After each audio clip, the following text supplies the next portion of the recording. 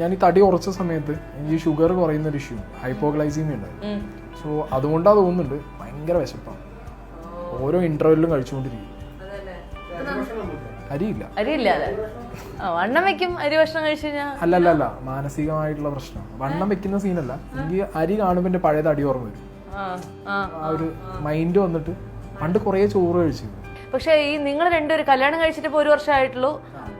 ചോദ്യം എന്താന്ന് വെച്ചാൽ രണ്ടുപേരും 2 എക്സ്ട്രീം സ്വഭാവങ്ങളുള്ള 2 ആൾക്കാർ ഞാൻ മനസ്സിലാക്കിയത്. എന്തൊക്കെയാണ് സ്വഭാവങ്ങളിലെ വൈരുദ്ധ്യങ്ങൾ? ഭയങ്കര ക്ലീൻ ആയിട്ടെല്ലാം ഇരിക്കണം, ഓർഗനൈസ്ഡ് ആയിട്ടിരിക്കണം, അങ്ങനെയൊക്കെയാണ്. എനിക്ക് റൂമൊക്കെ നല്ല വൃത്തിയിൽ കിടക്കണം, ബാത്റൂമൊക്കെ നല്ലതായി കിടക്കണം, എല്ലാം ഉണ്ട്. പക്ഷെ സായിക്ക് അങ്ങനെയല്ല, ഒക്കെ ഓപ്പോസിറ്റ്. വലിച്ചെറിഞ്ഞിട്ട് ഇത് കാണുമ്പോൾ തന്നെ ഭയങ്കര ഭ്രാന്ത് വരും, ഭയങ്കര ദേഷ്യം. ഞാൻ നല്ല ചീത്ത അറിയുകയും ചെയ്യും. എല്ലാം കേട്ടോണ്ടിരിക്കല്ല, നന്നാവാൻ ഉദ്ദേശമൊന്നുമില്ലല്ലോ അല്ലേ? നമ്മള് പോണോ ഇതുകൊണ്ട് ഒരു ഉപദ്രവമൊന്നുമില്ലല്ലോ.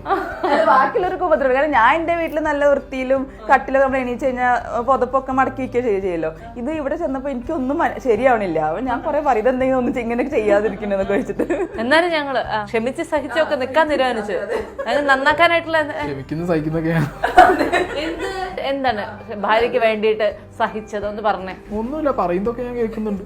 അതെ, ഒരു ചെവി കൂടെ കേൾക്കും, വേറെ ചെവി കൂടെ വിടും, അത്രേ ഉള്ളൂ. എല്ലാരും ഓരോ ഇൻഡിവിജ്വൽസാ. പെട്ടെന്ന് ഇപ്പൊ സ്നേഹം വന്നതുകൊണ്ട് ലൈഫിൽ എല്ലാ കാര്യങ്ങളും മാറ്റാൻ പെട്ടെന്ന് പറ്റില്ല. കുഴപ്പമില്ല, നമ്മൾ പഠിപ്പിച്ചു വരുന്നുണ്ടല്ലേ. സ്നേഹ ഭയങ്കര ദൈവവിശ്വാസി. ഇവിടെ ഒരാളാണെങ്കിൽ ദൈവത്തിലെ ഒരു വിശ്വാസമേ ഇല്ലാത്ത ആള്. അങ്ങനെ വരുമ്പോഴത്തേക്ക് ദൈവവിശ്വാസിക്ക് കുറച്ച് പ്രശ്നം വരുമോ? എനിക്ക് ദൈവത്തിന് വിശ്വാസം ഉണ്ട്, പക്ഷെ ഭയങ്കര എക്സ്ട്രീം അല്ല. ഇങ്ങനെ ഇടയ്ക്ക് ഇങ്ങനെ പറയുമ്പോൾ ഞാൻ പറയും മുണ്ടല്ലേ പറയരുത്, അങ്ങനെയൊക്കെ ഞാൻ പറയും. എന്നാലും പറയാം അത് പറ്റില്ല. ഇതിപ്പോ ഇന്നലെ 2 ദിവസം കൂടി ഞങ്ങൾ അരവണ കഴിക്കുകയായിരുന്നു. അപ്പൊ ഞാൻ കഴിച്ചപ്പോൾ സായി പറഞ്ഞു എനിക്ക് വേണ്ട, എനിക്ക് ഇതൊന്നും എനിക്ക് വിശ്വാസമില്ല എന്നിട്ട് അങ്ങനെ പറഞ്ഞു. അപ്പൊ ഞാൻ പറഞ്ഞു ദൈവത്തിനെ തൊട്ട് കളിക്കണ്ടോ എന്ന് ഞാൻ പറയും. അത്രേ ഉള്ളൂ, അല്ലാതെ അതിൽ പല പ്രശ്നങ്ങളൊന്നും നമുക്കില്ല. അങ്ങനെ പ്രശ്നമൊന്നുമില്ല. ചില പ്രശ്നങ്ങളൊക്കെ ഉണ്ട്. എന്തെങ്കിലുമൊക്കെ കാര്യങ്ങൾക്ക് പോകുന്നതിന് മുമ്പ് പറഞ്ഞ ആസ്ട്രോളജർ അടുത്ത് പോവുക, ചോദിക്കുക, സമ്മതം ചോദിക്കുക. ഇത് വിശ്വാസം എന്നല്ല. അപ്പോ എന്റെ ഒരു എക്സ്പീരിയൻസ് ഉണ്ട്. എന്റെ അമ്മമ്മ അൽഷിമേഴ്സ് ആണ്. പെട്ടെന്ന് ഒരു ദിവസം വീട്ടിൽ നിന്ന് കാണാതെ പഴയ ഓർമ്മകളിൽ പഴയ ആൾക്കാരെ തപ്പിപ്പോയതാ. പഴയ അഡ്രസ്സൊക്കെ എല്ലാം അറിയുള്ളൂ. പോയി ഞാൻ ഒരു ദിവസം ക്രിക്കറ്റ് കളിക്കാൻ ഗ്രൗണ്ടിൽ, അമ്മ ഓടി വരുന്നുണ്ട്. ഫോണിൽ വിളിച്ചിട്ട് കിട്ടുന്നില്ല, ഫോണിൽ കിട്ടില്ല.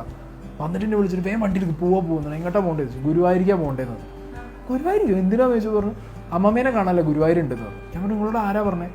ഞാൻ അപ്പുറത്തുള്ള കണിയാരടുത്ത് പോയിട്ട് പ്രശ്നം വെപ്പിച്ചു. മനസ്സിൽ ഗുരുവായൂരപ്പനാണ്, ഗുരുവായൂർ പോണ വഴിക്കാണ്. അതായത് കണിയാര് പറഞ്ഞത് കേട്ടിട്ട് അമ്മ ഗുരുവായൂർ പോവാൻ നിൽക്കും. എന്നിട്ട് അമ്മൂമ്മേനെ എവിടെ കിട്ടി? അമ്മമ്മ അപ്പുറത്തെ എവിടെയോ ഫ്രണ്ടിന്റെ വീട്ടിലുണ്ട്. മുത്തശ്ശൻ പോയിട്ട് വിളിച്ചു കൊണ്ടുവന്നു. അമ്മ വണ്ടിയും വിളിച്ച് ഗുരുവായൂർ പോയി, ടാക്സിയും വിളിച്ച്. ശരിക്കും പോയാ? അമ്മ പോയി. അമ്മ പകുതി വഴിക്കുന്ന കൊടുങ്ങല്ലൂരും കണ്ടെത്തിയിട്ട് വിളിക്കുന്നുണ്ട്. അമ്മമ്മയെ കിട്ടിയറിയപ്പോ കിട്ടിയോ എന്നാ ഞാൻ തിരിച്ചു വരാം.